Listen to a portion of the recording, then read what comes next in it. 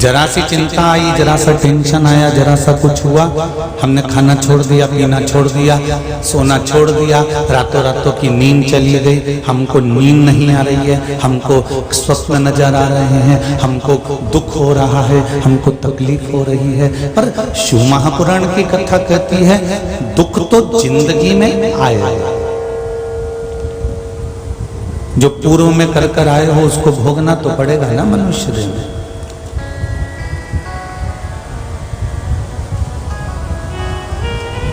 जो पूर्व में हमने करा है उसको इसी मृत्यु लोक में आकर ही तो भोगना पड़ेगा।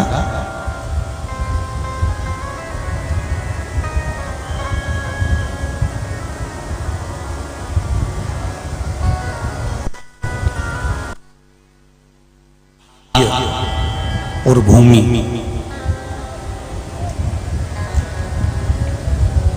इन दोनों में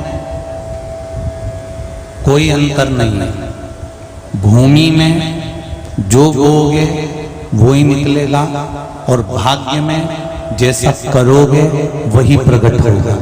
न भूमि और भाग्य दोनों में कोई अंतर नहीं है। आप भूमि में जो बीज डाल रहे हो वही फल आपको प्राप्त होगा और भाग्य में जैसा तुम कर रहे हो वैसा ही तुम्हारे भाग्य में प्राप्त होगा।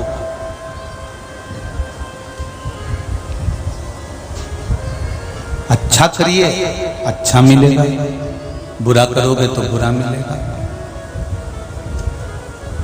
बहुत अगर विपदा भी आकर खड़ी हो गई है, बहुत बड़ी समस्या भी आकर खड़ी हो गई है, बहुत बड़ा दुख भी आकर खड़ा हो गया है, बहुत बड़ी तकलीफ भी आकर खड़ी हो गई है, तो भी शिव महापुराण की कथा कहती है कि हमें दुखी नहीं होना है, हमें प्रसन्न होना है। सीटी मार रहा है, देखो हमें दुखी नहीं होना है, हमें प्रसन्न होना है।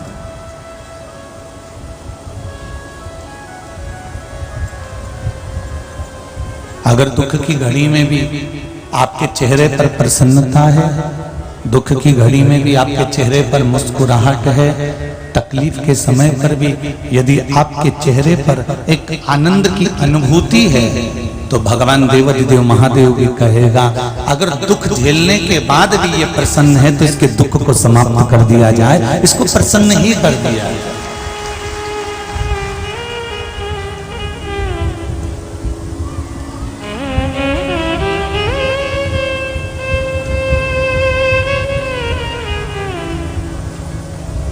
$500 का नोट अगर जेब में पड़ा हुआ है ना तो वो भी एक ना एक दिन तो खुला होएगा ना। अरे बोलो तो जी सही है कि गलत है? 500 का नोट अगर पर्स में पड़ा है, जेब में पड़ा है, तो एक ना एक दिन उसको खुला होना पड़ेगा।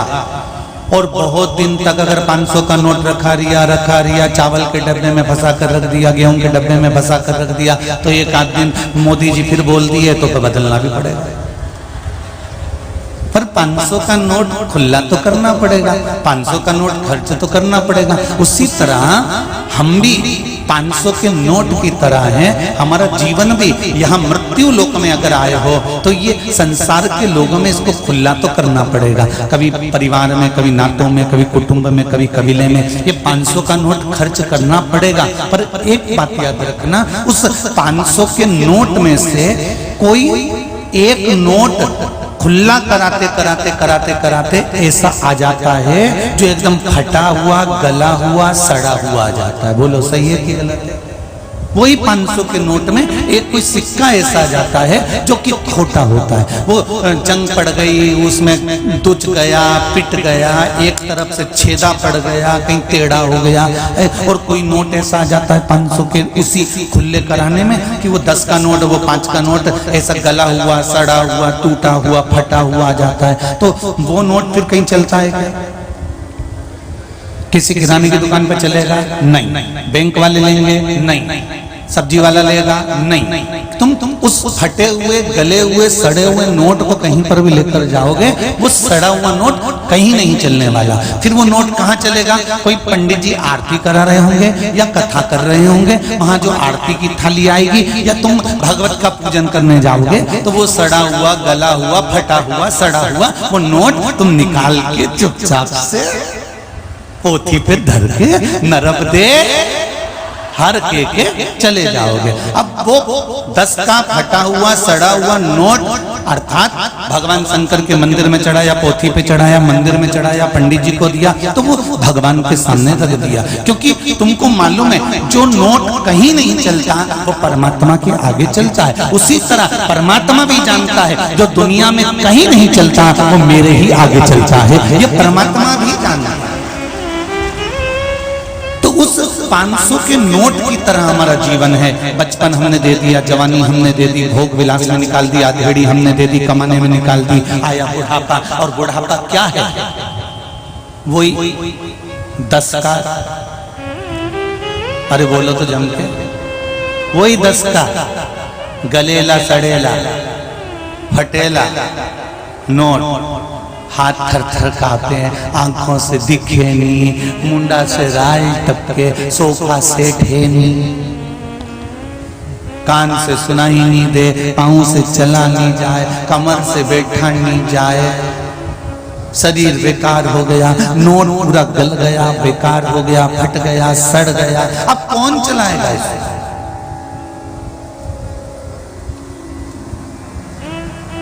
कौन सा देगा इस नोट को?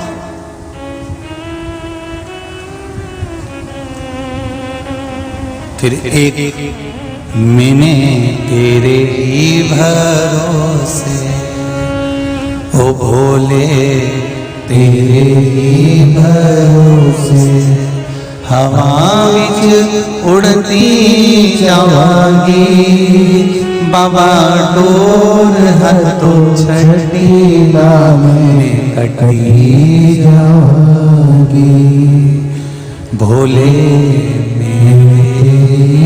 पतंग सतगुरु मेरी पतंग। अंत में वो नोट की कोई बुढ़ापा आया, कौन पूछ रहा है?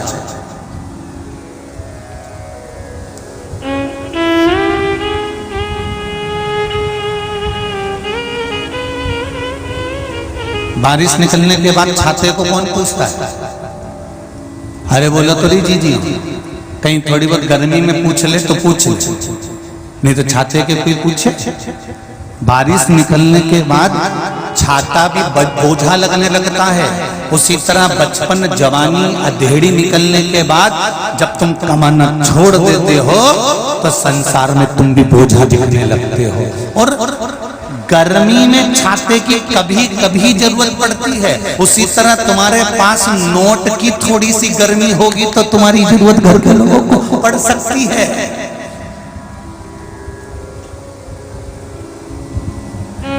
थोड़ा धन होगा तो तुम्हारी चल सकती है, थोड़ी संपदा होगी तो हो सकता है तुम्हारी चल जाए। गर्मी है थोड़ी सी तो चल जाए, पर जाता।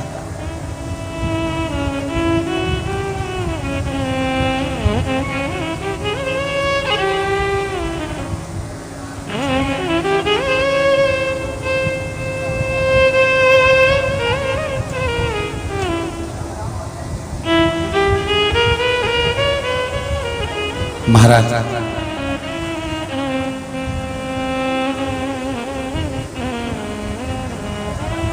थोड़ा सा अभिमान, थोड़ा सा अहंकार, थोड़ा सा काम, थोड़ा सा लोभ, थोड़ी सी तृष्णा, थोड़ी सी आसक्ति, थोड़ी सी वासना हमारे संपूर्ण जीवन को बर्बाद कर देती है। संपूर्ण जीवन।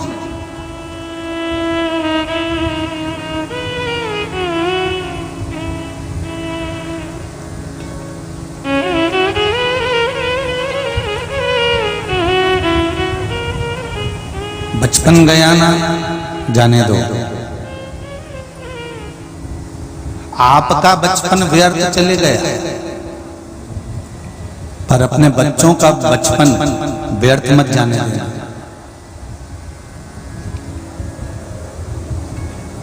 अपने बच्चों के बचपन को व्यर्थ मत जाने देना। आप में से कितनी माताएं हैं जो अपने बच्चों को रोज शंकर जी के मंदिर में एक लोटा पानी चढ़ाने भेजती हैं? जरा हाथ उठाइए। जो भेजती हैं वही उठाना, झूठा झूठा मत उठाना। शंकर जी की कथा में बैठे हो, है ना बहुत सारी। हिलाओ जरा हाथ, बहुत बढ़िया, जोरदार ताली बजाओ, रखो बहन, बहुत बढ़िया, धन्यवाद आपको, बहुत बहुत धन्यवाद।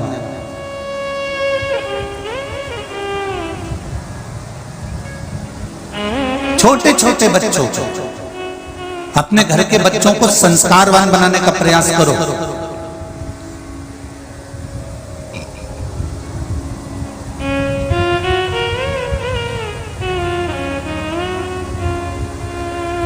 पहले भी कथा में कहा, अहंकार और संस्कार दोनों में एक अंतर है।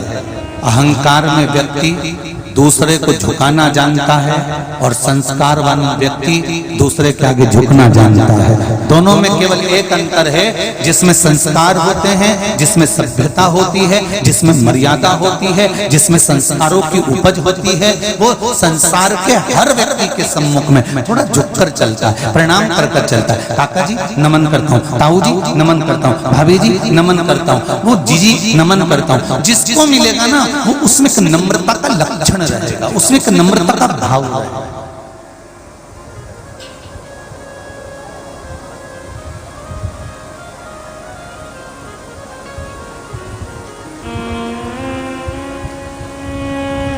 व्यक्ति की कीमत अच्छी जगह बैठने पर अच्छी हो जाती है और बेकार जगह बैठने पर बेकार हो जाती है।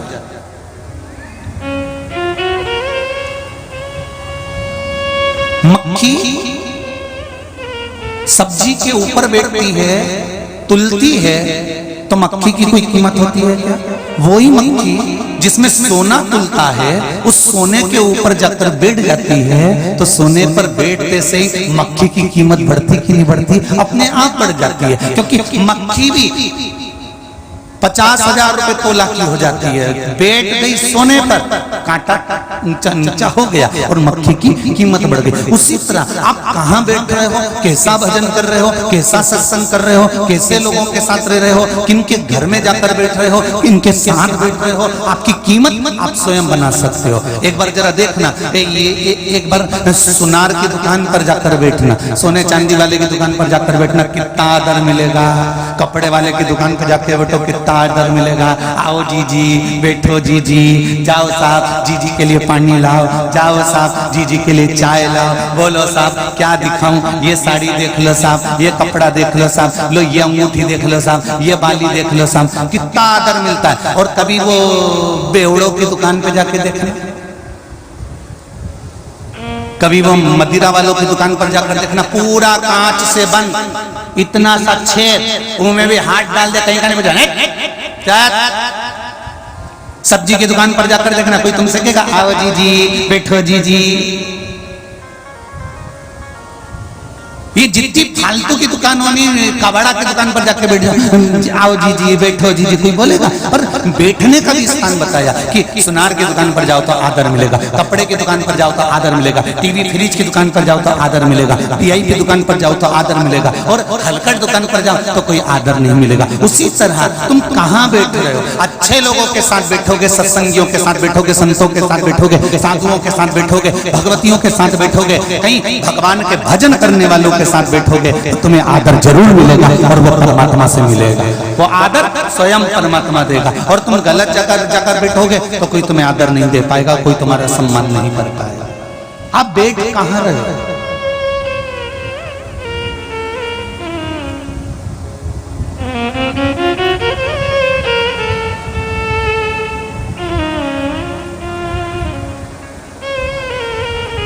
कितनी भारी संख्या में आप लोग आए हुए हो। रोज शैलेश भैया रोज टेंट बढ़वाते हैं और तुम पूरे टेंट में फिर फंस जाते हो। अब प्रतिदिन ऐसा कोई दिन नहीं जा रहा है जिस दिन टेंट नहीं बढ़ रहा। जितना बड़ा डूम ये लगा है उतना ही डूम के बराबर टेंट इधर लगा है, उसके बराबर इधर लगा है, और आज और बढ़ा दिया गया। उसके बाद इसको कहते हैं भगवान की भक्ति का एक फल। 42 डिग्री 43 डिग्री टेम्परेचर में भी आप आकर भगवान की भक्ति में बैठे हो, इससे बढ़कर कोई सुख नहीं।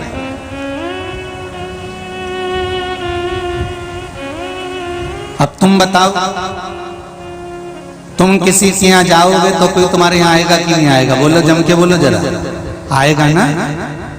और तुमने तुम्हारी बहन की घर की शादी में तुम्हारी बहू को भेज दिया तो बहन क्या करेगी अगली बार? वो भी अपनी, अरे बोलो जम के, बहू को भेज दे।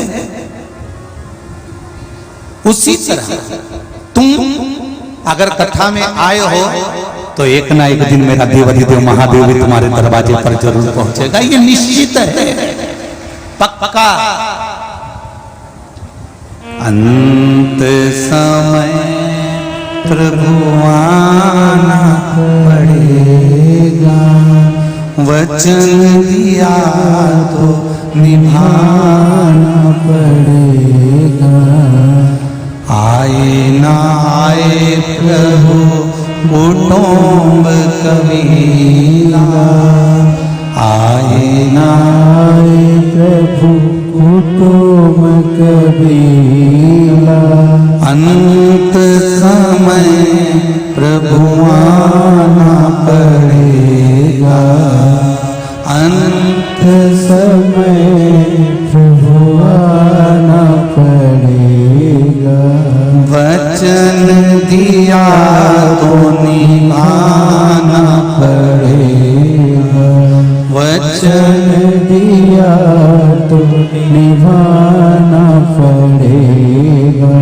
हे परमात्मा, हम तेरे दरवाजे पर आए हैं, एक दिन तुझे मेरे दुख की घड़ी में तुझे आना पड़े। एक पत्र आया, देखिए बड़ा सुंदर।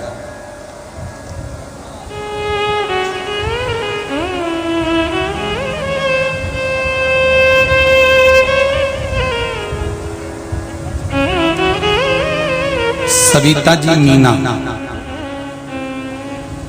सेमरी हरचंद के पास ग्राम पांजरा खुर्द से हैं। कहीं बैठी हो तो हाथ हिलाइएगा। सविता जी मीना कहीं बैठी दिख रही हो तो खड़े होकर हाथ हिला दीजिएगा। देखिए क्या कहीं बैठी है सविता जी मीना, बैठी है, उधर बैठी है, राइट वाले टेंट में है। दोनों हाथ हिला दो सविता जी।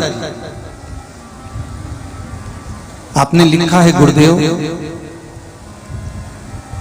मेरे भाई को कैंसर बताया था, फिर हम भोपाल लेकर गए। बड़े बड़े अस्पताल में भी कैंसर बताया गया। डॉक्टर ने बोल दिया इन्हें इनके पास समय कम है, इनको घर ले जाओ, क्योंकि कैंसर भी 4th स्टेज पर पहुंच गया था। फिर हम अस्पताल से सीधे उनको घर नहीं ले गए, हम हॉस्पिटल से सीधे कुबेरेश्वर धाम सीहोर ले गए। गुरुदेव कुबेरेश्वर धाम सीहोर लेकर गए और वहां से हम रुद्राक्ष लेकर आए। उस समय पर कथा चल रही थी, कथा का स्मरण करा। उस रुद्राक्ष को लेकर आकर हमने उसका जल पिलाना प्रारंभ करा और शंकर भगवान पर 1 लोटा जल चढ़ाकर उस जल को पिलाना और बेलपत्र को खिलाना प्रारंभ करा। गुरुदेव, जिन डॉक्टरों ने कहा था कि कुछ ही दिन के मेहमान हैं, आज बाबा की कृपा से दूसरी जब जांच कराई तो बाबा ने ऐसी कृपा कर दी कि कैंसर ठीक होना प्रारंभ हो गया और मेरा भाई ठीक हो गया। ये पत्र लिखा। बैठो बहन, सविता जी मीना बैठी। हर हर महादेव। शिव की कृपा, सब समस्या का एक हल, एक लोटा जल शिव को चढ़ाना प्रारंभ कर दिया।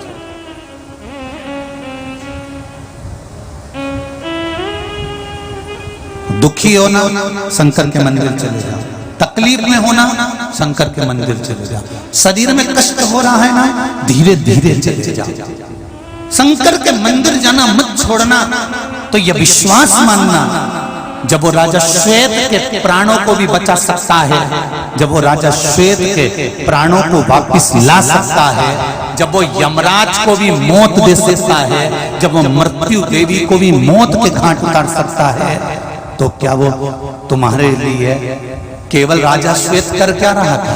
राजा श्वेत ने कोई मंत्र पढ़ा, राजा श्वेत ने कोई मृत्युंजय मंत्र पढ़ा, राजा श्वेत ने कोई पंचाक्षर मंत्र पढ़ा, राजा श्वेत ने कोई श्री शिवाय नमस्तुभ्यम मंत्र पढ़ा, राजा श्वेत ने कोई मंत्र का स्मरण करा? नहीं, राजा श्वेत केवल शंकर भगवान पर जल चढ़ा रहा था, राजा श्वेत भगवान शंकर का अनुमोदन कर रहा था, राजा श्वेत शंकर भगवान का श्रृंगार कर रहा था, राजा श्वेत शंकर जी के मंदिर में झाड़ू और पोछा लगा रहा था, राजा श्वेत शंकर भगवान को चंदन लगा रहा था, राजा श्वेत मात्र एक लोटा जल चढ़ा रहा था। कोई मंत्र, कोई तंत्र, कोई विद्या, कोई साधना राजा श्वेत नहीं जानता था, केवल शंकर भगवान को स्नान करा रहा था और उसकी मृत्यु की घड़ी आ गई थी, प्राण छूटने का समय आ गया था और यमदूत ने अपने दूतों को भेज दिया था। और उस समय पर जब यमदूत आए तब भगवान शंकर के गणों ने उसको भगा दिया। यमराज ने कहा तुम वापिस आ गए? हाँ, वहां पर शंकर जी के गण अंदर नहीं जाने दे रहा है। यमराज ने तुरंत अपनी बेटी मृत्यु देवी को भेजा कि मौत तो डायरेक्ट जाओ, डायरेक्ट मार दे। तो मृत्यु देवी आई तो कार्तिकेय ने मार दिया, फिर आया यमराज तो शंकर भगवान ने उसको मार दिया। अंत में रोते रोते सूर्य नारायण भगवान आ गए कि मेरा बेटा मर गया, मेरी पोती मर गई। और शंकर भगवान ने मार दिया। मेरे बेटे ने गलती क्या करी थी? मेरे बेटे को तो आज्ञा दी गई थी ब्रह्मा जी की कि इनका अंतिम समय हो गया, उठा कर लिया। तो मेरे बेटे ने क्या गलती करी थी? शंकर भगवान ने कहा तुम्हारे बेटे ने एक गलती करी कि शंकर भगवान कहते हैं मेरे ऊपर जब जल चढ़ रहा था तो तुम्हारे बेटे ने उसको मृत्यु कैसे दे दी, इसलिए तुम्हारे बेटे को मारा गया है। जल, एक लोटा जल सारी समस्या का हल है। मात्र एक लोटा जल समर्पित करना सीख जाइए, शंकर के मंदिर जाना चालू कर दीजिए। शिव के धाम, हम ये भी नहीं कहते कि बहुत दूर जाइए, आपके नजदीक में, आपके मोहल्ले में, आपके क्षेत्र में, आपकी कॉलोनी में जो मंदिर हो उसमें चले जाओ और एक लोटा जल घर से लेकर जाओ और विचार कर कर जाना, बाबा मैं तेरे लिए आ रही हूँ, मेरा शरीर में बड़ा कष्ट है, ये बीमारी हो गई, ये दुख आ गया, कोई का कर्जा हो गया, ये तकलीफ आ गई, मैं किससे कहूंगी? रिश्तेदार से कहूं तो वो हंसते हैं, नातेदार से कहूं तो वो मुस्कुराते हैं, संबंधियों से कहूं कि मुझे धन की जरूरत है तो वो नहीं दे सकते, 1-2 लाख का खर्चा भी मेरे परिवार वाले नहीं कर सकते, वो मुझे नहीं दे सकते। पर इतना विश्वास है मेरे शंकर, जब तू चोर को कुबेर बना सकता है तो मेरा भी भंडार तू ही बन सकता है। ये विश्वास, उस पर भरोसा कर कर जाना, उस पर विश्वास कर।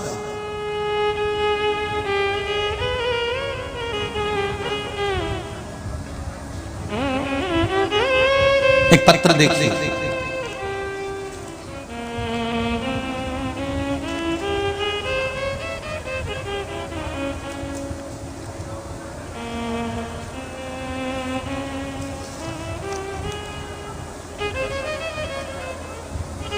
मेरा नाम रानू पटवा है,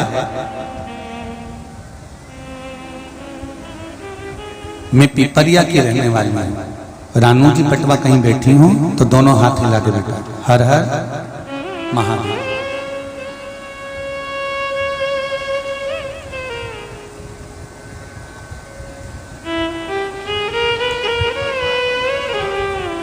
पास में बैठी है, माइक पहुंचाएंगे क्या? माइक पहुंचाओ से थोड़े नजदीक में है, इधर से ले जाओ, इधर से ले जाओ।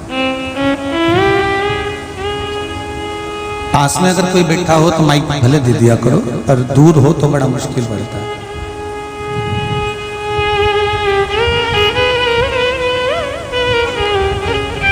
हाँ जी, एक दूसरे को देते जाओ, एक दूसरे को देते जाओ।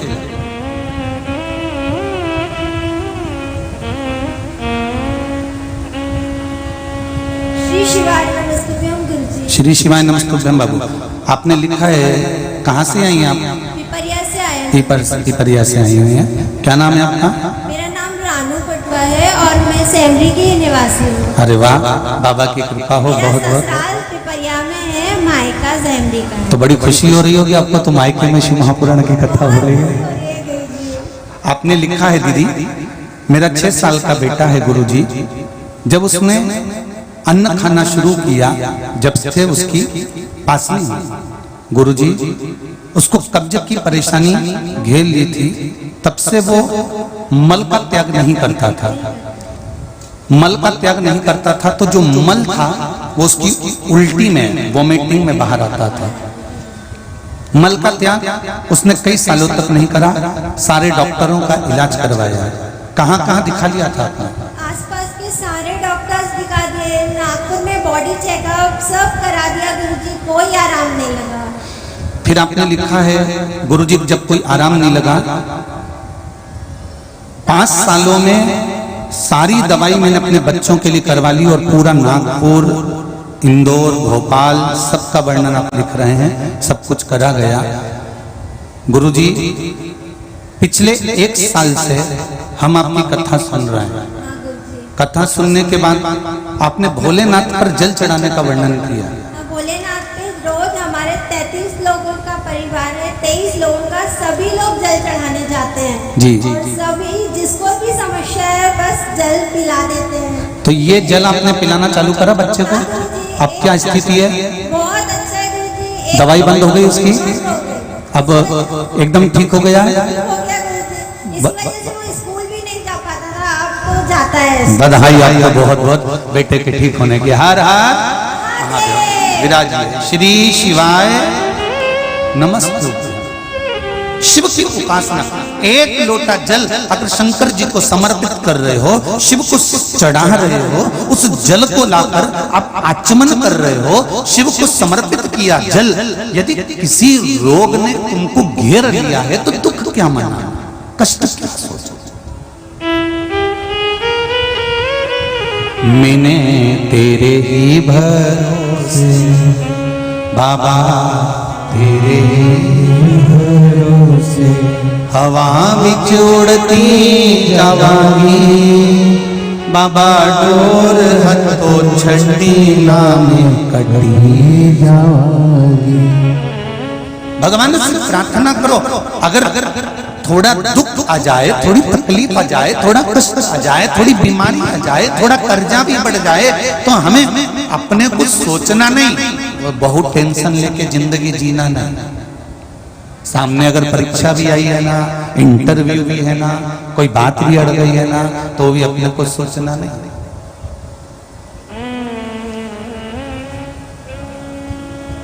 समस्या कर खड़ी भी हो गई है ना, तो अपने को सोचना नहीं, अपने को तो उसके भरोसे पर अब सौंप दिया इस जीवन का सब भार तुम्हारे हाथों में, हे हार तुम्हारे हाथों में और जीत तुम्हारे हाथों में। जो जग में रहूं तो ऐसे रहूं, जो जग में रहूं तो ऐसे रहूं, जो जल में कमल का फूल रहे, जो जल में कमल का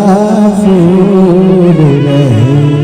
मेरे अवगुण दोष समर्पित हो, करतार तुम्हारे हाथों में, अब सौंप दिया इस जीवन का सब भार तुम्हारे हाथों में। संपूर्ण जीवन का सुख उसके चरणों में सौंप दिया, संपूर्ण।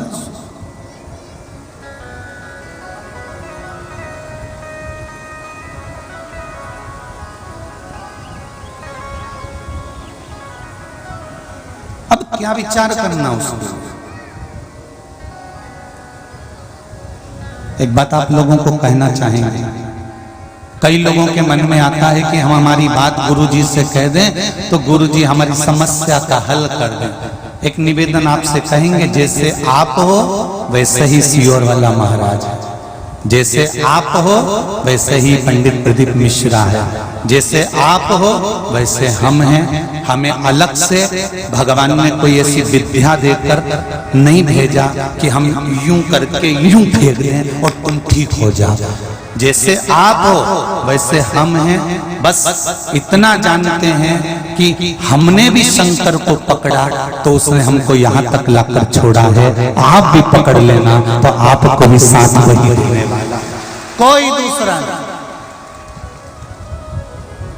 ना हमको तंत्र आता, ना हमको मंत्र आता, ना हमको साधना आती, ना हमको कोई विद्या आती। हमको तो एक चीज आती है, श्री शिवाय नमस्तुभ्यम।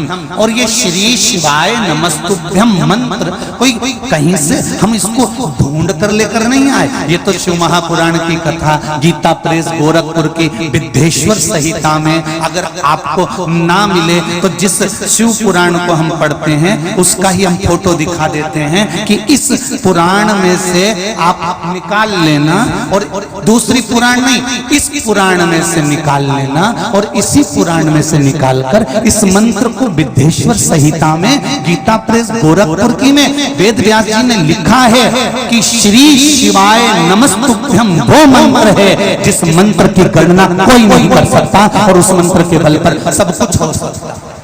कहीं मत जाओ, इस पुराण में से निकाल लो, बस बहुत। अगर कोई पूछे कि ये श्री शिवाय नमस्तुभ्यम मंत्र कहां से आ गया, ये सियोर वाला महाराज कहां से ढूंढ कर लेकर आ गया, तो आप बता देना कि गीता प्रेस गोरखपुर में से विद्येश्वर संहिता में से निकालिए। और कहीं नहीं, संस्कृत पढ़ने की जरूरत नहीं, हिंदी में से निकालिए और निकाल कर उस मंत्र का स्मरण करना चालू कर दीजिए। कोई आपसे पूछे कि महाराज कहां कहां से बोलते हैं, तो हमने आजकल बोलने से पहले बताना चालू कर दिया कि हम इस पुराण में से बोल रहे हैं, जिससे आपको ढूंढने में दिक्कत ना, आप ढूंढ सको।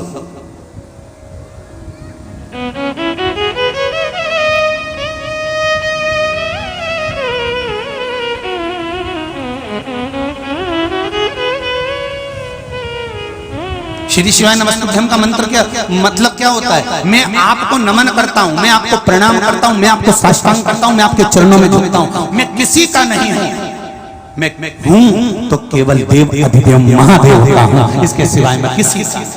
मेरा परिवार, मेरे नाते, मेरे रिश्ते, मेरे कुटुंब, मेरा कबीला, ये संपूर्ण जो है ये केवल दिखावे का है। पर हूं तो आपका। जन्म लिया तो माता के गर्भ में केवल एक पिंड के रूप में था, उस समय पर भी पिंड था इसलिए पिंडी कहलाया था। मरा, उसके बाद रात का ढेर बन गया और वो भी आपके ऊपर चढ़ गया। जिंदा हूं आपके बल पर, मरा आपके बल पर, जन्म लिया आपके बल पर। माता के गर्भ में उल्टा लटका हुआ था, ना भोजन कर सकता था, ना हिल सकता था, न डुल सकता था, ना सुन सकता था, ना खा सकता था। पर पेट माता के गर्भ में भी आपने भरा है और जन्म आपने दिया है। तो इतना विश्वास है कि मेरी नैया को आप डूबने नहीं दोगे, क्योंकि आप देव अधिदेव महादेव हो। मुझे विश्वास है कि आप डूबने नहीं दोगे।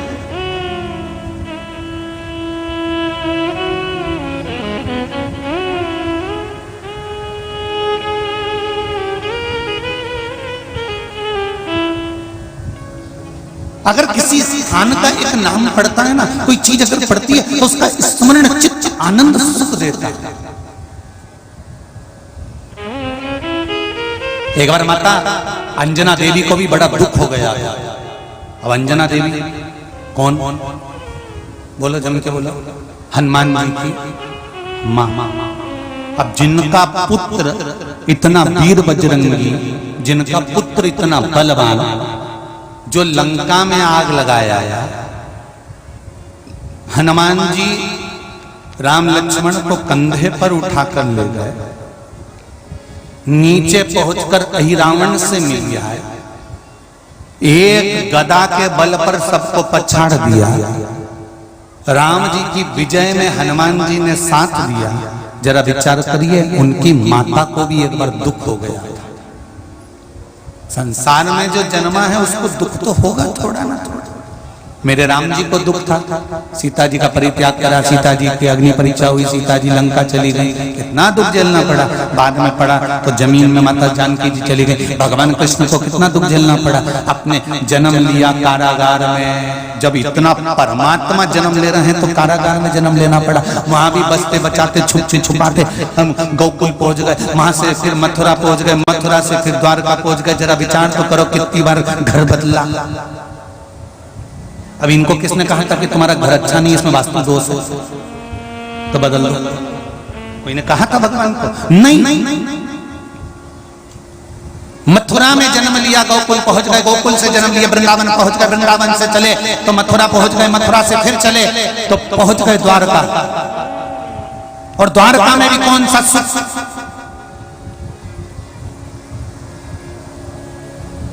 सत्यभामा कहती है मैं सुंदर हूं, रुक्मणी कहती है मैं सुंदर हूं, जामवंती कहती है मैं सुंदर हूं। सब में अभिमान भरा हुआ था और भगवान कृष्ण सबको साथ रहे थे। शांति रखो। आंखें कहती है मैं बहुत सुंदर, हाथ कहते हैं मैं कितना सुंदर हूँ, पाँव कहता है मैं पावल बिछुड़ी पहनने के बाद महावर लगाने के बाद मेहंदी लगाने के बाद कितना सुंदर लगता हूँ। नासिका कहती है मैं लौंग पहनने के बाद कितनी सुंदर लगती है। कान कहते हैं मैं कुंडल पहनने के बाद कितना सुंदर लगता हूँ। नैनों में सुरमा लगाने के बाद नैन कितने सुंदर लगते हैं। ये शरीर 16,108 रानियां भगवान कृष्ण की है, शरीर की 16,108 नाड़ियां हैं। ये नाड़ियां कहती हैं मैं सुंदर हूं, शरीर कहता है मैं सुंदर हूं, पर कोई ये नहीं कहता कि इसके भीतर जो आत्मा है वो सबसे सुंदर है। उसकी सुंदरता से ये सुंदर नजर आ रहा है। उसके भीतर अगर गंदा होगा तो सब गंदा नजर आएगा, सुंदर होगा सुंदर नजर आएगा।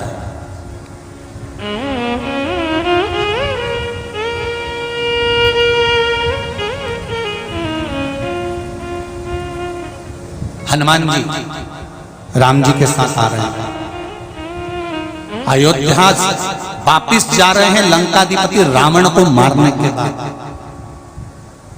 नर्मदा पुराण का ये सुंदर चरित्र, इस चरित्र को नर्मदा पुराण में लिखा गया है, जिसको बोला जाए पढ़ना हो तो उसमें से निकाल सकते। हनुमान जी मेरे राम जी के साथ पुष्पक विमान में बैठकर चल रहे हैं, और हनुमान जी जब पुष्पक विमान में बैठकर मेरे राम जी को लेकर चले, चलते चलते बीच में अंजना माता दिखी तो मेरे राम जी तुरंत हनुमान जी बोल दिए राघव जी से, प्रभु प्रभु। राम जी ने कहा क्या बात है? ये मेरा गांव है। ओ राम जी ने कहा मैं आपके गांव को नमन करता हूं, आपकी भूमि को प्रणाम करता हूं। जिस भूमि पर आप जन्म लिए हो, जितने लोग गांव छोड़कर पूना, मुंबई, बेंगलोर, दिल्ली, नांदेड़, ना जाने कहां कहां, नोएडा,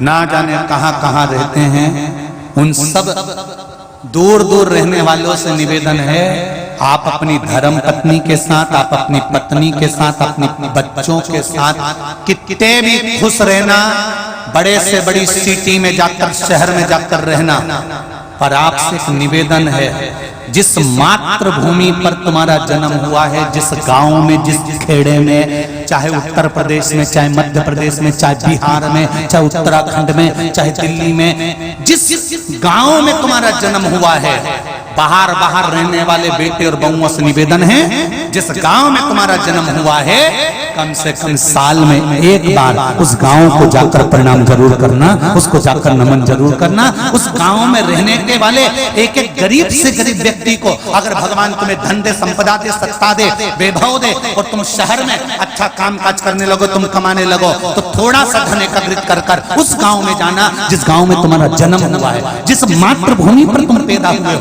और उस मातृभूमि में कोई बच्चे पढ़ने में कमजोर हो, किसी को भोजन की जरूरत हो, किसी को मेडिकल की जरूरत हो, तो उस गांव में जाकर उन बच्चों को वो प्रदान करना। तब लोगों को लगेगा कि हमारी मातृभूमि से जन्मा हुआ, आज शहर में जाकर अपने संस्कारों को नहीं भूला, हमारी भूमि से जन्मा हुआ, संस्कारों को नहीं भूला।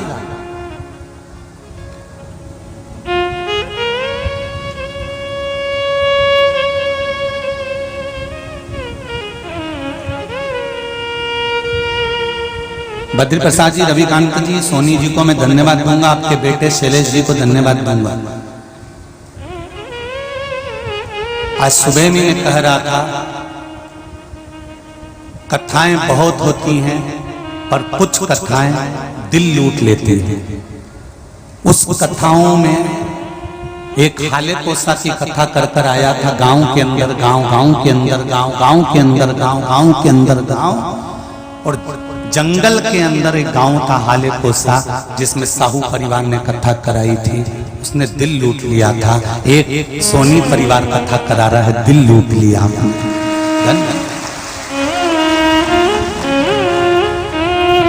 दिल लूट लिया।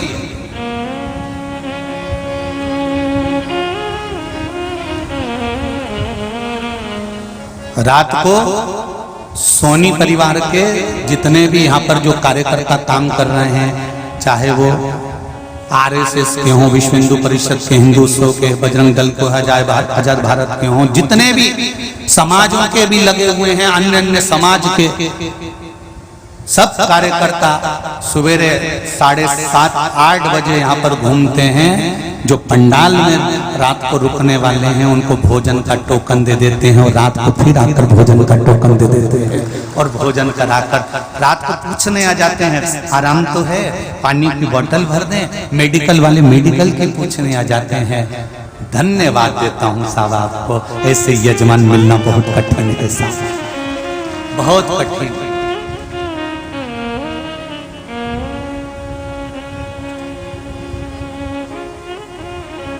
यहाँ मेला लगा हुआ है, ढेर दुकान लगी हुई है, ढेर, जैसी हाले कोसा में ढेर दुकान लगी थी जंगल के अंदर, कैसे क्या मिलेगा, आने वालों को क्या खाएंगे, यहाँ पर भी ढेर दुकान लगी है मेले की। एक मेले वाले से पूछा, तुमको यहाँ पर कोई दिक्कत? कहे गुरुजी, सोनी परिवार को हमारी तरफ से भी धन्यवाद देना, ना तो किसी से अठन्नी ली, ना किसी से चवन्नी ली, और पूरा मेला लगवा दिया गुरुदेव। धन्य है, साधुवाद, बहुत बहुत धन्यवाद, बहुत बहुत दिल। और सेमली हरचंद के भगत लोगों को धन्यवाद। पूरी रोड के किनारे किनारे कोई रसना बांट रहा है, कोई बेले का शरबत बांट रहा है। और आज तो इतनी खुशी की बात कहूं मैं आपको, आते आते मैंने देखा सेमली हरचंद की कम से कम 70% दुकान दोपहर 2 बजे से पहले बंद होकर 5 बजे तक बंद रहते हैं। कथा सुन रहे हैं। अभी भी जितने लोग आए हो आप जाते जाते देखना, सेमली हरचंद की जितनी, और जिसमें अभी अक्षय तृतीया का समय चल रहा है, मार्केट का समय चल रहा है, पर दुकानों में ताले लगाकर वहां दुकान में बैठने वाला एक एक व्यापारी शिव महापुराण की कथा का आनंद ले रहा है। और धन्यवाद दूंगा, दुकान पर बैठकर कमाया वो पत्नी और बच्चों के लिए कमाया, यहीं छोड़कर जाना पड़ेगा। पर 3 घंटे की जो तुम 7 दिन की कमाई कर रहे हो, ये अपनी है, ऊपर तक जाएगी, छूटेगी नहीं।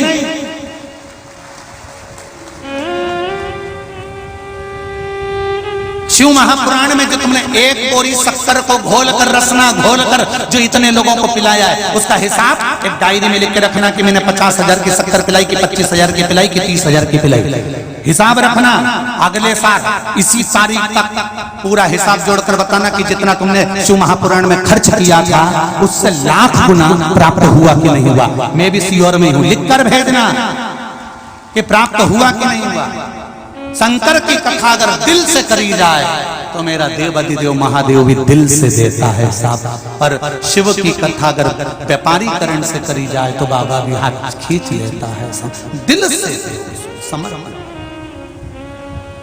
दिल से कथा सुनो, रस तत्व सुनो, आनंद सुनो।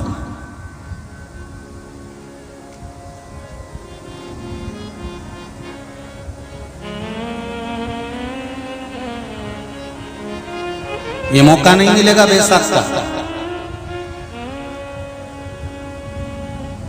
बहुत आनंद के साथ शिव तत्व को पहचानो। जल है गहरा नाव पुराण, भोले बीचे भंवर मत छोड़ना।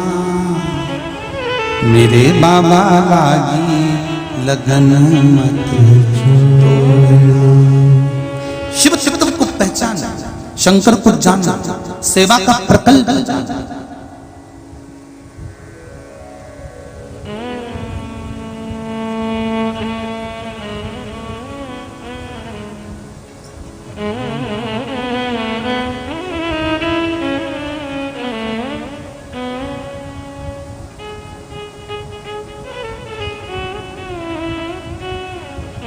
दिल से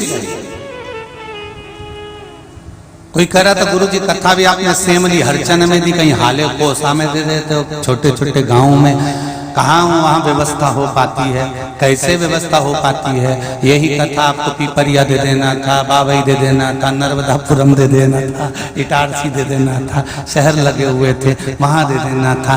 कहाँ सेमली हरचन। हमने कहा अब एक बार एक काम करो, तुम शहर में कथा कराते हो और एक गाँव में जो कथा कराता है, एक बार उसकी गाँव की कथा कर देखना, यहाँ टेंट के साथ दिल मिल जाएगा।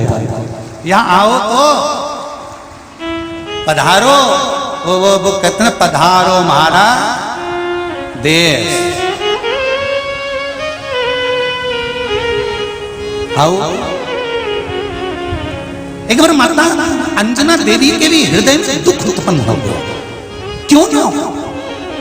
आज माता अंजना देवी को देखकर हनुमान जी ने कहा ये मेरा गांव है। राम जी ने उसको प्रणाम किया। आपका गांव है? हाँ। अपने जन्म स्थल को, अपनी जन्मभूमि को भूलना मत।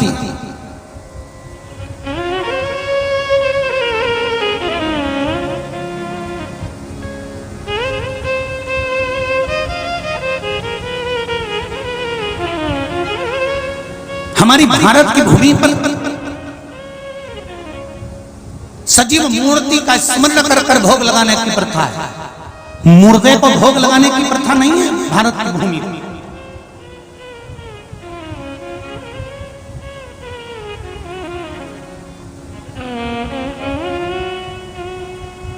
आप में से जितने लोग बैठे हैं एक बात बताना जरा अच्छे से हो, तुम्हारे मोहल्ले में कोई मर जाता हो, मुर्दा पड़ा हो, तो कोई मिठाई का डब्बा लाके उसको भोग लगा के खाता है क्या? अरे बोलो तो, अरे अच्छे से बोलो रे सिमरी हरचन बाबा। नहीं ना, कोई मुर्दा पड़ा है, कपड़ा ढका है और उसके पास में तुम मिठाई लेके आओ और के नहीं काका जी के भोग लगाऊंगा, उसके बाद खाऊंगा। और मुर्दे को भोग लगा के कोई खाता? नहीं ना। सनातन धर्म के अंतर्गत मुर्दे को भोग लगाकर नहीं खाया जाता। दूसरे धर्म के अंतर्गत मुर्दे को भोग लगा के भले खाते। समझ जाना, मैं बोलूंगा नहीं, उतने में समझ जाओ। हमारे सनातन धर्म में मुर्दे को भोग लगाकर नहीं खाया जाता, तो फिर दूसरे धर्म में जाकर मुर्दे को भोग लगाकर क्यों खाते हो? सनातन धर्म सजीवता का भाव है। सनातन धर्म सजीवता को प्रकट करता है। अगर आपकी माता जी हैं, पिताजी हैं, तो उनका जब जन्मदिन आए आप उनका हाथ मिठाई के डब्बे पर लगवाओ और वह मिठाई बांटिए, सजीवता का सुख होगा। मंदिर जाओ, देवी देवता को भोग लगाओ, बांटिए, प्रसाद का एक आनंद बढ़ेगा। हमने कथा में, रतलाम की कथा में कहा था कि अगर शंकर जी के मंदिर में जा रहे हो, बेलपत्र समर्पित कर रहे हो, तो ब्राह्मणों से भी निवेदन करा था कि ब्राह्मण लोग बेलपत्र अगर कोई डाल डाल के जाए, डाल डाल कर जाए, तो उसको निर्माल्य समझकर फेंकना नहीं है। उस बेलपत्र को ले जाकर कचरे के डब्बे में डालना नहीं है। उस बेलपत्र को लेकर नर्मदा जी या गंगा जी में मत डालना। किसी नदी को अपवित्र मत करो, डाल डालकर उसमें कचरा मत डालो। उस बेलपत्र को उठाओ, धो, सुखाओ और सुखाने के बाद उसका पाउडर बनाओ और उस बेलपत्र का पाउडर बनाकर, पुड़िया बनाकर जब तुम्हारे मंदिर में कोई दर्शन करने आए तो वो बेलपत्र का चूरा देना प्रारंभ कर दो। शुगर, बीपी और ब्लड प्रेशर सब बराबर होना चालू हो जाएगा। घुटने का दर्द अपने आप जाना चालू हो जाएगा, क्योंकि बेलपत्र में वो औषधि होती है कि वो सारे तत्वों को सुखी कर देती है।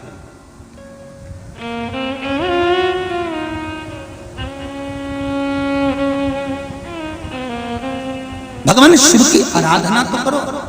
माता अंजना देवी को आज बड़ा बड़ा दुख है। तुम हनुमान जी ने कहा ये मेरा गांव है, चलो अपन नीचे चलते हैं। राम जी ने कहा चलो अपन नीचे चलते हैं। हनुमान जी ने कहा प्रभु मेरे छोटे से गांव में आप आओगे? क्यों नहीं आऊंगा।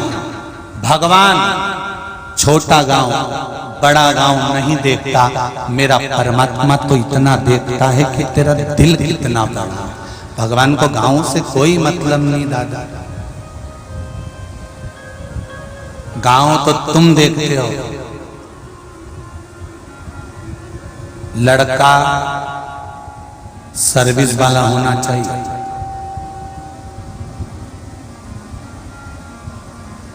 तो पूछा कैसी सर्विस?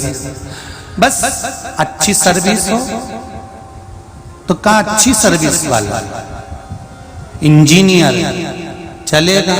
हाँ पर सर्विस कैसी करता है? तो क्या सर्विस तो वहीं ऑफिस में करता नहीं, हमें ऑफिस की सर्विस से बड़ी सर्विस चाहिए घर की। पत्नी बोले कि झाड़ू लगा दो, पत्नी बोले पानी भर के ला दो, वो बोले ये तो सर्विस क्लास चाहिए।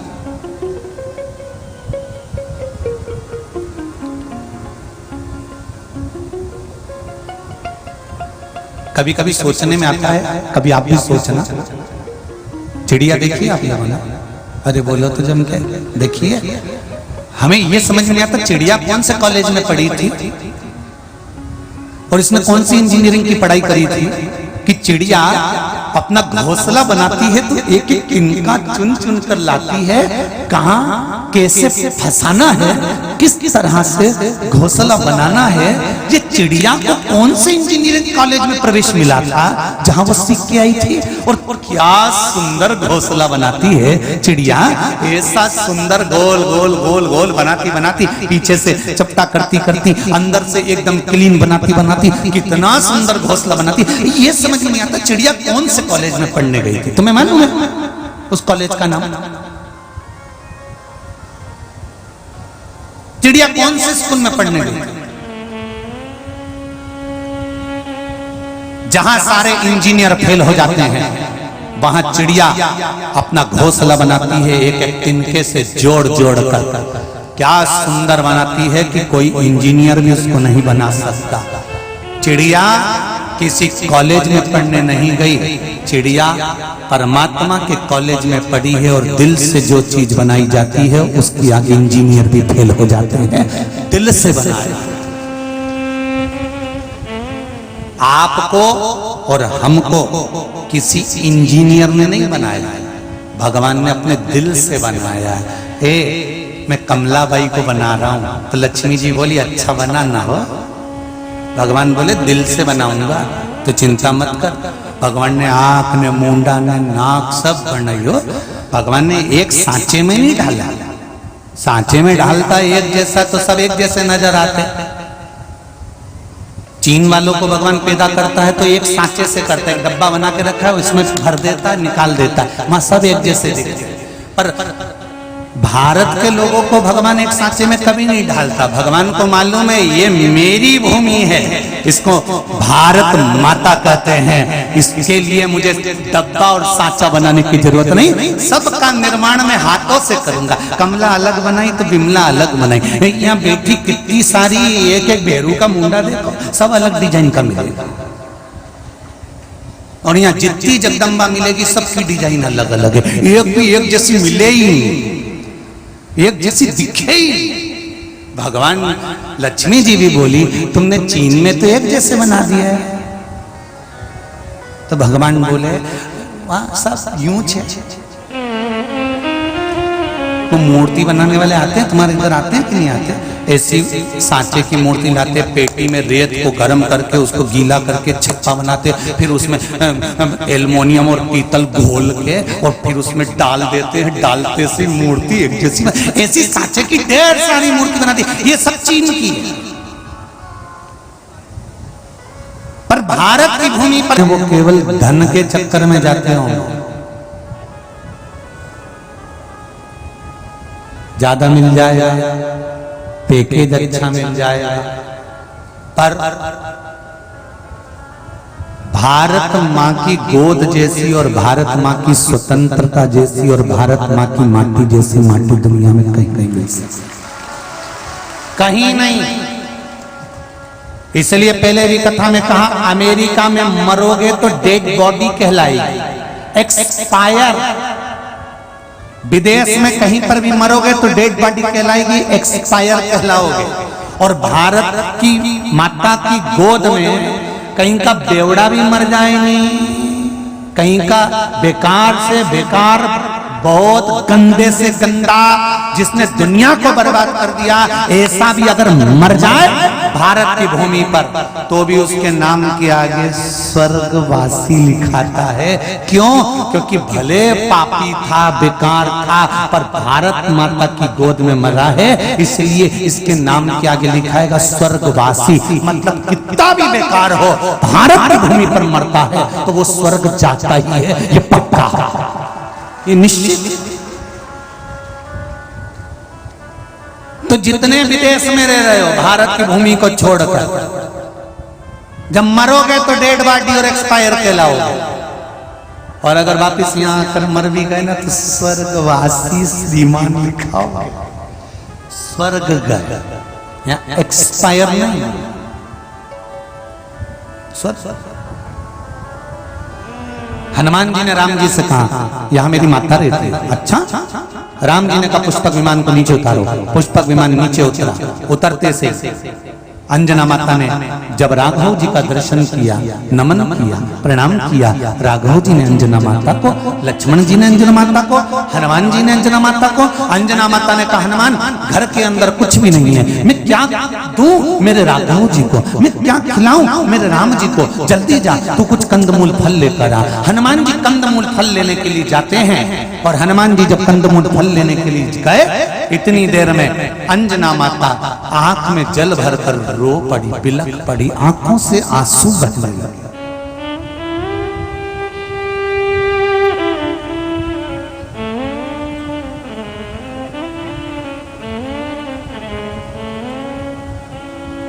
नर्मदा पुराण कहती है अंजना माता रो रही थी। राम जी ने पूछा, मां क्यों रो रही हो, क्या हो गया ऐसा? आज हनुमान ने मेरे दूध को लज्जित कर दिया।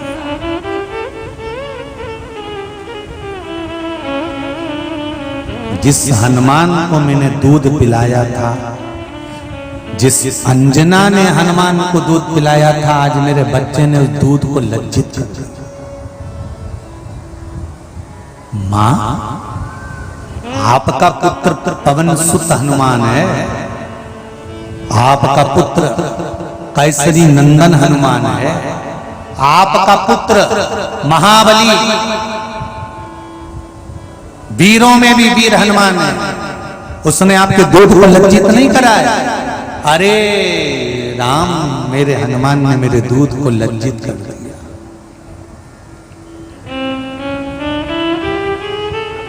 आज मैं बहुत दुखी हूं। मां, तो तू रो क्यों रही है?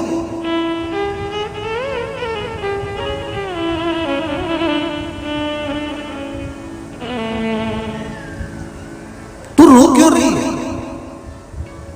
अरे उस मां को रोना ही पड़ता है जिसका पुत्र दूध को लज्जित कर दे।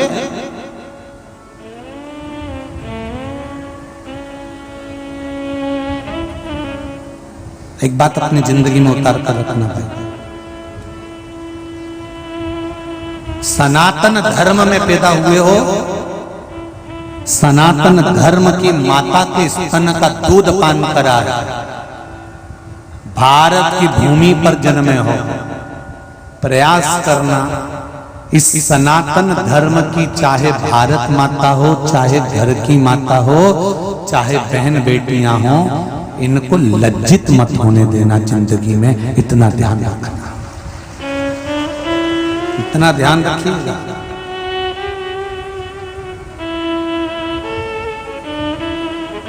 शर्म तो जब आती है जब एक सनातनी होकर, अपने धर्म का होकर अपने धर्म पर जब उंगली उठाता, सनातनी होकर सनातन पर जब उंगली उठाता, तब शर्म आना चाहिए। थोड़ा सा पानी अगर होए तो चुल्लू में भर लो ने डूबी जी। सनातन धर्म का होकर सनातन धर्म पर जब उंगली उठाए तब दुख उत्पन्न होता है। आज रो रही है माता अंजना, आंखों से आंसू बह। माँ तू रो रही, मेरे दूध को आज लज्जित कर दिया हनुमान जी ने। क्या लज्जित कर दिया? तो माँ कहती है, अंजना कहती है, अरे राम मैंने हनुमान को दूध पिलाया था और हनुमान का दूध पिया हुआ वो साधारण नहीं हो सकता। मेरे स्तन का दूध वो कमजोर नहीं पड़ सकता। हनुमान चाहता तो मैंने जो दूध पिलाया था उस दूध का बल इतना प्रबल था कि हनुमान जाता और सीता को लेकर आ जाता, रावण को मार गिरा देता, रावण को मार गिरा देता।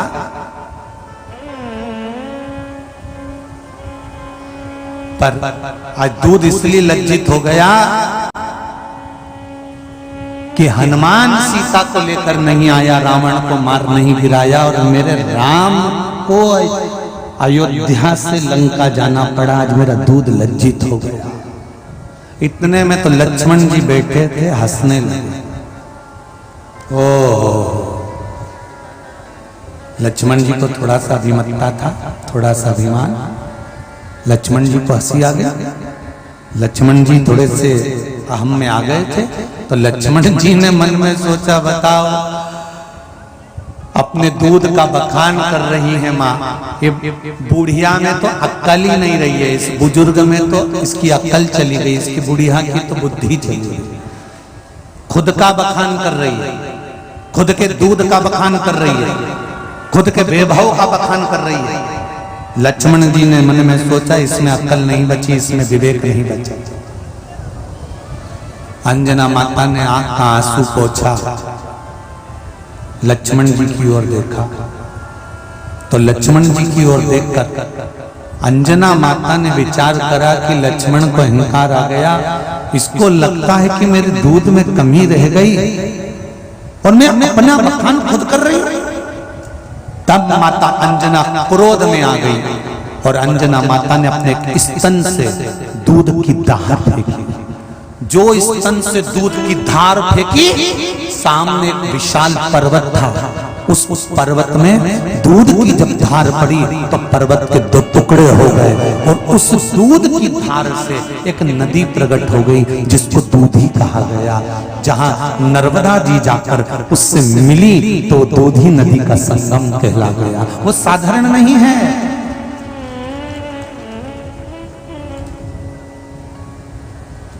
परिक्रमा मार्ग में पड़ती है। परिक्रमावासी बैठे हैं, दूधी नदी का दर्शन करा होगा, संगम का। परिक्रमा मार्ग में दूधी जो नर्मदा परिक्रमा करते हैं, हमारे बीच में भी परिक्रमावासी बैठे हैं, तो वहां दर्शन करते हैं। परिक्रमा मार्ग के मध्य में पड़ती है, जहां पर माता अंजना ने अपने एक स्तन के दूध की धार से सामने विशालतम पर्वत के भी दो टुकड़े कर दिए। विशालतम पर्वत के दो टुकड़े कर दिए। इतनी देर में हनुमान जी के कानों में गर्जना हुई, पत्थर के टूटने की।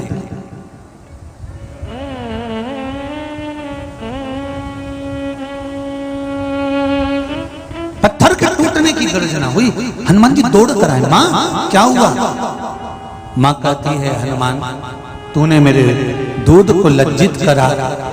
लक्ष्मण जी को विश्वास नहीं हुआ कि मेरे दूध का बल कितना प्रबल है।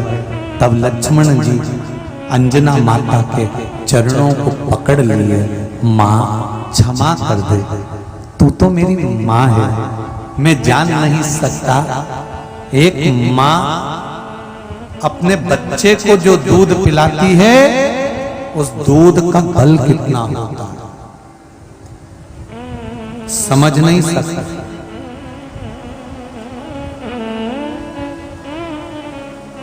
इसलिए कभी कभी लोग वो लाइन गाते हैं ना, तूने मेरा दूध पिया है तू बिल्कुल मेरे साथ। दो माता के दूध के बल को हमेशा याद रखना। एक, जिस माता ने तुमको जन्म दिया उस माता के दूध के बल को, और दूसरी तुम्हें बड़े होने में जिस माता ने अपने बच्चे का दूध छुड़ाकर तुमको दिया, वो गौ माता के दूध के बल को याद रखना। गौ माता के दूध को भूलना नहीं।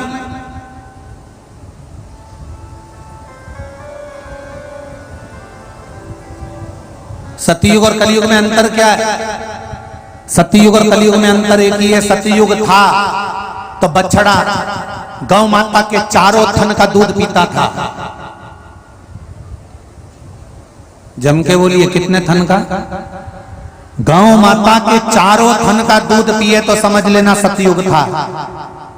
त्रेता आया, बछड़ा 3 थन का दूध पीने लगा, 1 थन का दूध लोग निकालने लगे। द्वापर आया, बछड़ा 2 थन का दूध पीने लगा, गौ माता ने 2 थन का दूध दुनिया के लोगों को दे दिया। पर कलयुग आया, अब तुम बोल दो रे सेमली वालों, बछड़ा 1 थन का दूध पीने लगा, पर वारे कलयुग के लोग उसको 1 थन का भी पूरा नहीं पीने देते। मुंडा लगाता है और छीन के ले जाते, निचोड़ के निकाल लेते। ये कलयुग है। माँ के सामने बछड़े को बांध दिया जाता है। माँ बछड़े के लिए दूध देती है, दूध जड़ाती है।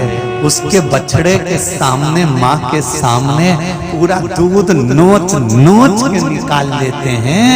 और जरा से धन के चक्कर में, दूध बढ़ाने के चक्कर में, खूब माल कमाने के चक्कर में एक बछड़ा तड़पता रहता है, तड़पता रहता है। और इतने चतुर, माँ भी चतुर है, उसने थोड़ा सा दूध खींच लिया अपने बछड़े के लिए, तो ये बछड़े को फिर छोड़ देते हैं।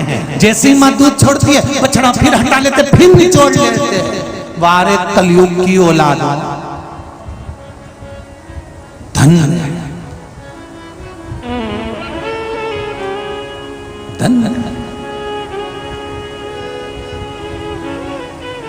जरा विचार करिए, कितनी कितनी दयनीय होगी गौ माता जिसके बछड़े के सामने पूरा दूध निचोड़ा। सतयुग था, 4 थन का दूध गौ माता पीती थी। त्रेता आया, 3 थन का दूध पीती थी। द्वापर आया, 2 थन का दूध बछड़े पीते थे। अब आया कलयुग, 1 थन का दूध बछड़े पीते हैं, पर वो 1 थन का दूध भी बछड़ों को नहीं मिल पाता। गौ माता पूरा तुमको दे देती है कि तुम सुखी रह लो। बस एक निवेदन गौ माता करती है कि मैं अपने चारों थन का दूध तुमको दे रही हूँ, बस इतनी कृपा करना कि मुझे किसी कसाई के हाथ में मत छोड़ देना। ये गौ माता विनती करती है, किसी कसाई के हाथ में मत।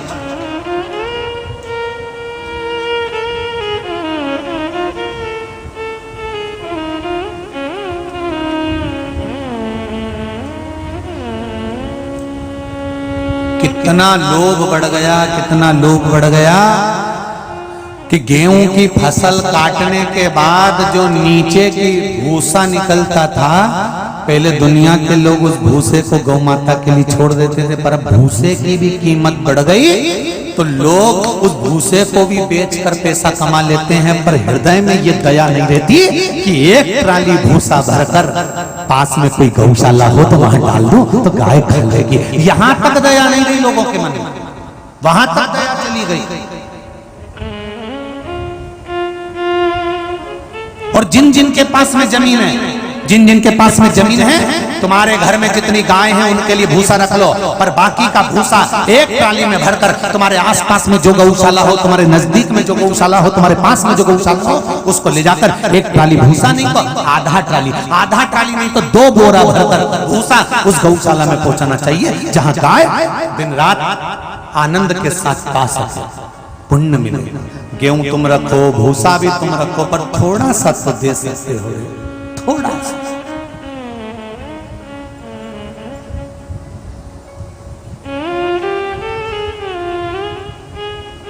थोड़ा सा प्रदान करो,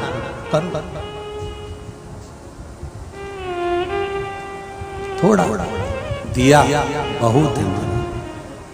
अंजना माता के चरण लक्ष्मण जी ने पकड़े हैं, मां क्षमा करना, आज हनुमान जी से नर्मदा जी कह रही हैं कि हनुमान तू मेरे जन्म का चरित्र पूछ रहा है, जहां तेरी माता का स्मरण भी मैंने करवाया है वो साधारण सी धरा नहीं। लक्ष्मण जी ने जब चरण पकड़े तब अंजना माता ने एक ही बात कही, लक्ष्मण अगर तुम्हारे भीतर अभिमान आ गया है तो एक बार नर्मदा जी का चरणारविंद का स्मरण करो, नर्मदा का एक बार स्नान कर लो, लक्ष्मण तुम्हारा अभिमान चले जाएगा। लक्ष्मण जी कहते हैं माँ वो नर्मदा कहाँ मिलेगी? तब अंजना माता ने आवाज लगाया, नर्मदे ओ नर्मदे। जो आवाज लगाया नर्मदा जी अंजना माता से मिलने के लिए आई। जो दूध की धार बही थी दूधी नदी, उससे नर्मदा का संगम हो गया, मिलना हो गया। लक्ष्मण जी ने स्नान करा। नर्मदा जी का स्नान करने से क्या मिलता है? दुनिया के लोग पूछते हैं। शिव महापुराण की कथा कहती है, स्कंद पुराण कहती है, वायु पुराण कहती है, बरहा पुराण वामन पुराण कहती है कि नर्मदा मात्र नर्मदा जी का नाम लेने से, मात्र नर्मदा जी के जल में डुबकी लगा लेने से वैराग्य उत्पन्न हो जाता है। फिर लक्ष्मण जी के भीतर अहंकार नहीं रहा, वैराग्य तब हो गई। अब क्या रखा है संसार? ये नर्मदा परिक्रमा करने जो निकलते हैं इनके भीतर क्या रहता है? कोई धन नहीं, कोई दौलत नहीं, कोई सत्ता नहीं, कोई सामान नहीं, बस नर्मदे हार, माँ कल्याण कर, माई नर्मदा, माई नर्मदा, माई नर्मदा, माई नर्मदा करते करते करते करते चले जा रहे, चलते जा।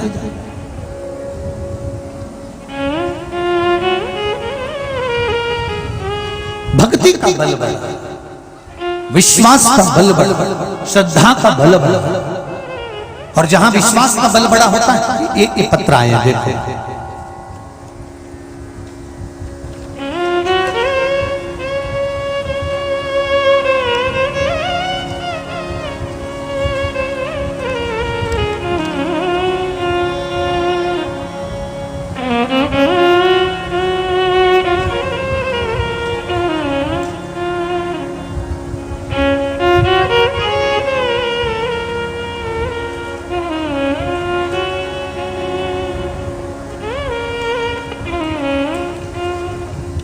श्री जगदीश जी गोटिया चौधरी कॉलोनी कोठी बाजार नर्मदापुरम होशंगाबाद से हैं।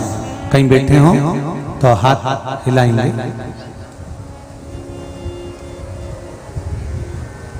कहीं बैठे हो तो हाथ हिलाएंगे। दिख गए क्या?